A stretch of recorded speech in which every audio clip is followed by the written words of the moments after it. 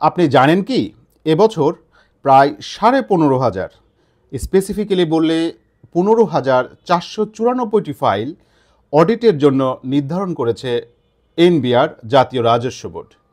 এক্ষেত্রে risk based audit selection creation পদ্ধতি অনুসরণ করা হয়েছে।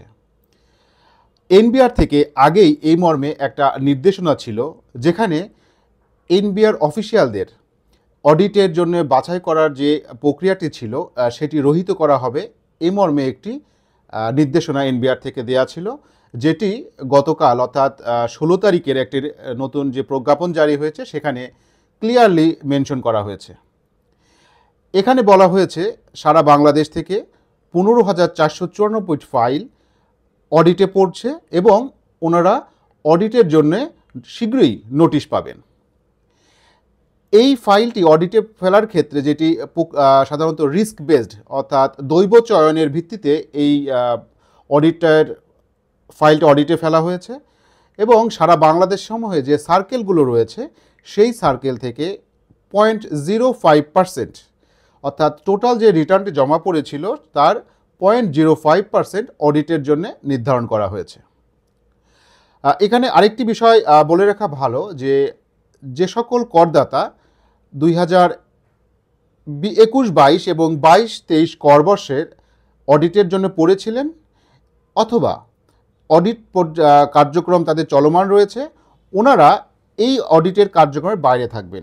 এবার শুধুমাত্র 2023-24 করবর্ষ অর্থাৎ যাদের ফিনান্সিয়াল ইয়ার ছিল 2022-23, তারাই শুধুমাত্র অডিটের জন্য নির্বাচিত হয়েছেন।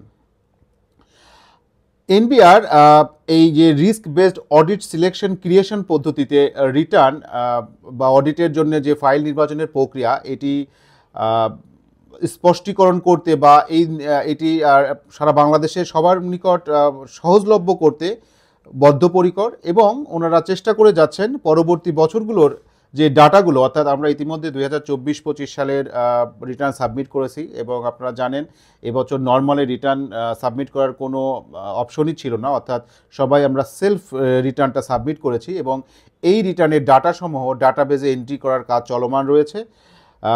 আশা করা যাচ্ছে খুব শীঘ্রই এই কাজ শেষ হবে এবং এটি শেষ হলে তখন 2024-25 সালেও ফাইল থেকে অডিটের জন্য ওনারা নির্ধারণ করে দিবেন। এটা ডিজিটাল প্রক্রিয়ায় এবং দৈব চয়নের ভিত্তিতে অডিটের জন্য নির্ধারণ করা হচ্ছে এবং এতে ভবিষ্যতে এনবিআর অফিসিয়ালদের ক্ষমতা অনেকাংশেই কমিয়ে ফেলা হলো বলে অনেকেই মনে করছেন।